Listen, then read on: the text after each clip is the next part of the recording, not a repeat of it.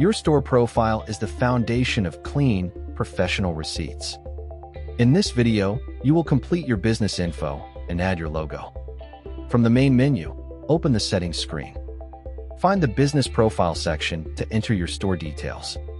Start by typing your company name exactly as you want it shown.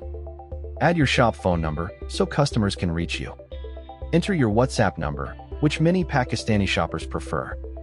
Add your business email address for records and contact. Enter your website if your shop has one online. Type your full shop address so it appears clearly. Next, add your tax number, known as your NTN.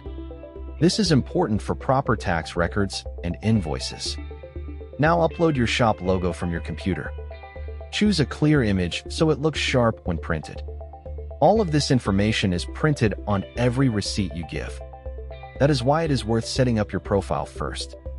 A complete profile makes your shop look trusted and professional.